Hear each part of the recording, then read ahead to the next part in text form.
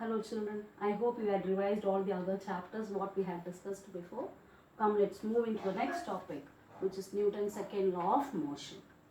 Its statement I had explained through an equation. First listen to it. Then we will reframe the statement of the second law. The statement goes like this. The force acting on a body is directly proportional to the rate of means we had already discussed divided by time. Rate of change. Change means what? The difference between any two quantities. Change of linear momentum. What is momentum symbol here? P. Change means difference. Difference between any two quantities. Here change of momentum. Change of momentum means there must be an initial momentum and the final momentum. Change in momentum means what? Final momentum minus initial momentum. Rate of change of linear momentum produced by the body. And this till this point it explains about the magnitude of the force, how the direction will be, and the change of momentum will act in the direction of the force produced or force acting on it. Now shall we refine the definition for force? Or thereby we will go into the statement of second law. The force acting on a body is directly proportional to the rate of change of linear momentum produced by the body, and change in momentum acts in the direction of the force. This is the Newton's second law. Now from this equation, this is the equation of the second law. So when this question is asked in examination, as you say the statement, this equation must be written, and also the final equation which we are going to derive now, right? And these two equations must be written if state Newton's law. A question like this is asked. Okay children, don't forget to write the equation, these two equations. Right. Now in the previous topic we had discussed momentum is P, and what is equal to P is equal to mass into velocity. Here I had told you final momentum and initial momentum. Final momentum means what? It will be produced by final velocity, and initial momentum will be produced by initial velocity. And you know the symbols. Final velocity symbol is V and initial velocity symbol is U. Right? Now I am substituting the values. Pf, final momentum, mass into final velocity, minus initial momentum, mass into initial velocity. And this time comes here. What is this? We had already discussed in physics, whenever a proportionality symbol has to be removed, it must be replaced with one equal to symbol and a constant. Here we are replacing with equal to symbol and a constant, and that constant is called as force constant, whose symbol is K, small k, and experimentally it is calculated as its value is 1. Okay, so right now as V and M is constant here, same here, right? We are taking it out, V and U will come inside, and this T will be going as it is. Alright children? Right. Now what is V minus U by T? This term alone you take. Can you recall somewhere this equation we have learnt? Rate of change of velocity. Yes. What is rate of change of velocity? It is acceleration. So K as it is coming. M here. What is this full term? It is A. And I had told you now K is experimental value is taken as 1. So this will be multiplied by 1, and so the K, so we will take it as multiplied by 1, the value remains the same. So F is equal to MA. Can you get the equation of force children? This is the final second law equation. A beautiful equation. Force is equal to mass into acceleration. Till now we have defined force in so many ways. Yes children. First thing, and we have explained it as push or a pull. and then something we said about which will produce a change in the state. So many factors we explain. Now this is the quantizing definition of force, giving some numerical value. This is mass. If you multiply mass of a body with the acceleration acting on it, we will get the force. Superb, no? Right? So think of the geniusness of Newton, right? So F is equal to ma. So when you are writing, so when the question is asked, explain second law, means what? You have to state the statement and along with these equations, and you have to derive till here. But if question is asked in short answers, state second law, Newton's second law, means write the statement, write this equation and write this equation. Both are important. Okay children. Now when we are now we will enter into the next point. We have to give some new definition for force and its unit. We know already new unit of force is Newton. SI unit is Newton. SI unit means MKS unit. It is Newton. Now define force now. Force acting on a body is the product of its mass and its acceleration. Okay. This definition is for your understanding. Okay. But when it is asked to define force, means what the definitions we have learned already, that only you have to write. Now coming to unit. Definition of unit of force. What is unit of force? It is Newton. How we have to define Newton? That we are going to learn. F is equal to m into A. Force unit is Newton. Now you say. Now whenever we are defining unit, usually we have a practice, no? We have to substitute the values to be 1, right? 1 Newton, 1 kilogram, and what is acceleration unit? 1 meter per second square, right? Now you listen to me. Now the force required by 1 kilogram of mass to produce an acceleration of 1 meter per second square is called 1 Newton. Can you understand this, children? Mark this in your book and learn, right? Now I can explain you in a simple way. If a mass of 1 kilogram, right?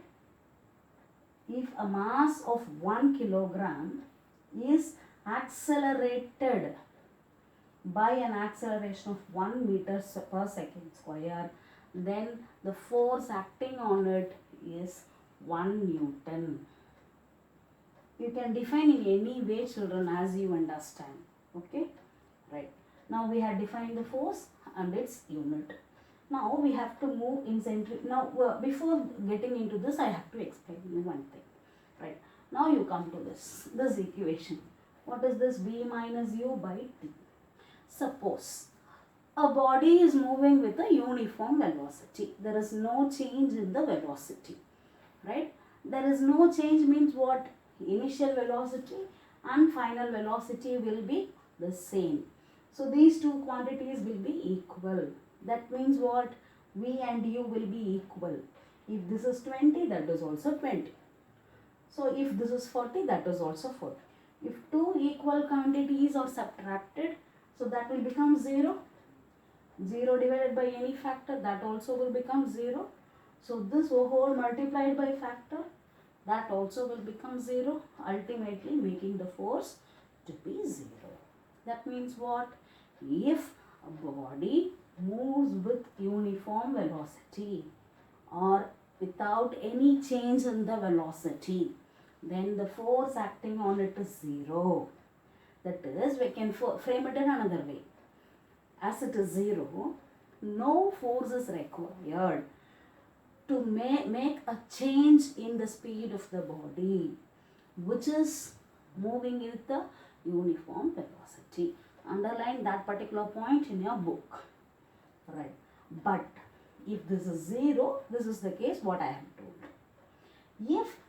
If there is a change in the velocity, if V is some other value, U is some other value, then ultimately the force will not become 0. There will be some value for force. So only when the body is moving with uniform velocity, constant same velocity, then no force is required. That is force is 0. So now okay, I have told if a body is moving with uniform velocity, no force is required. But even though the body is moving with a uniform velocity, but if it rotates in a circular motion, right? Every point, see here, at every point on the circular motion, the direction of the body is changed, right? But the body is moving with an uniform velocity. In this case, an acceleration will be produced along the radius towards the center. This acceleration produced on a body moving in a circular motion which is directed along the radius and towards the center is called centripetal acceleration.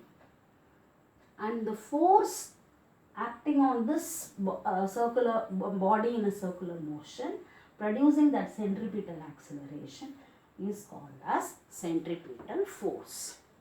Can you understand this, children? Now we have to derive some values, mathematical values. What I told, F is equal to ma, force is equal to mass into acceleration. We have two system of units, MKS, which is SI system, and CGS. In MKS system, that is SI system, we call the unit to be we call the unit to be Newton. So 1 Newton I have taken. Let me come to this afterwards. 1 Newton is equal to, mass is kilogram, 1 kilogram. What is unit of acceleration? 1 meter per second square. So I have taken commonly as 1. Right, children? So 1 Newton will be equal to 1 kilogram meter per second square. This is in SI unit. In CGS unit, a unit of force is called as by a word called dyne. 1 dyne is equal to, this force unit is 1 dyne, mass is gram, acceleration is CGS, so centimeter per second square. I think you all remember how to pronounce this. Don't pronounce it as GCMS power minus 2. That is not the way to pronounce it.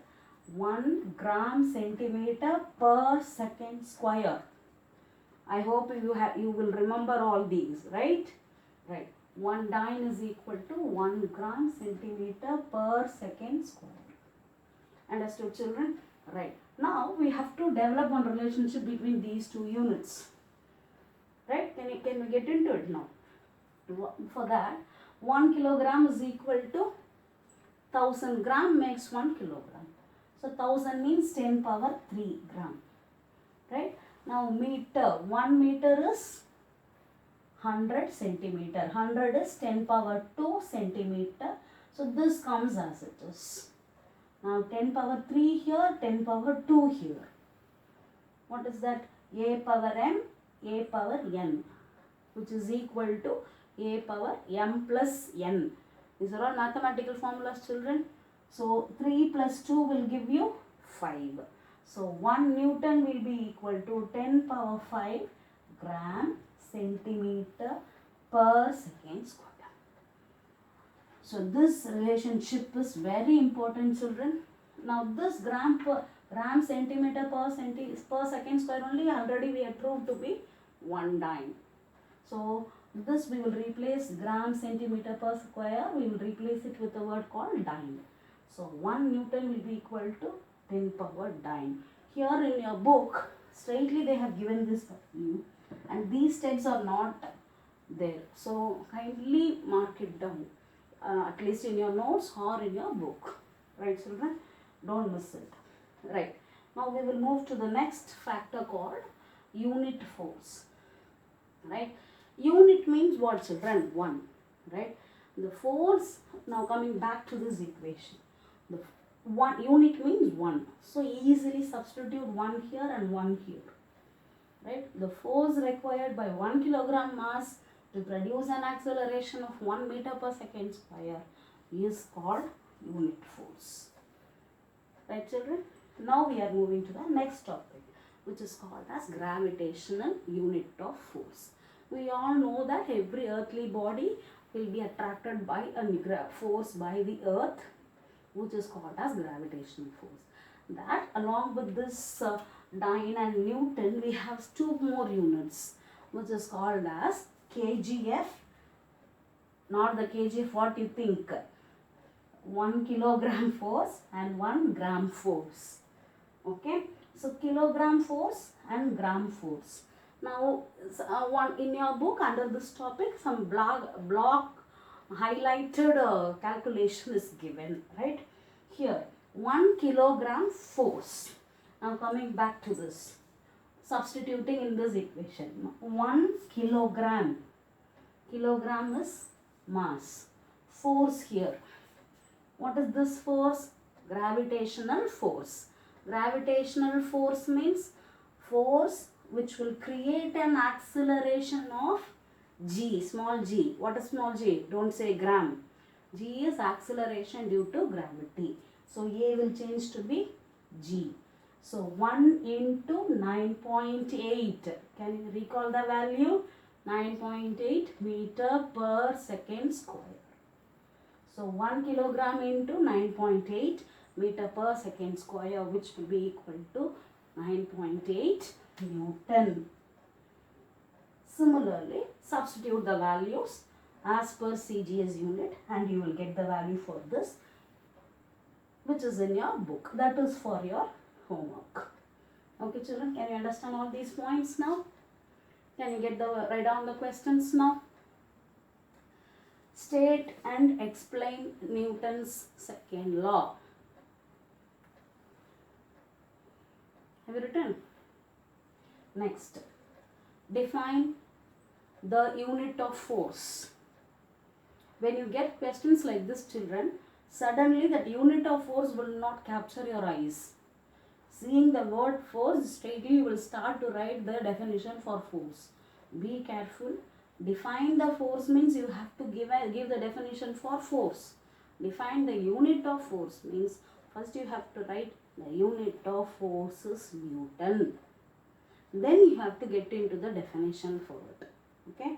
So define the unit of force. This question can be given in another way also. Define 1 Newton. Okay. So both the ways the question will be asked. Next. Define centripetal acceleration and centripetal force. Over? Right. Next. This can be taken as fill in the blanks, children. 1 Dyne is equal to dash. 1 Newton is equal to dash. Right? And convert 1 Newton into Dyne. Next question. Short answer. Next. Define unit force. Next. Explain the gravitational units of force. Force. That's all, children. So revise these concepts and be ready for the next topic. Thank you, children.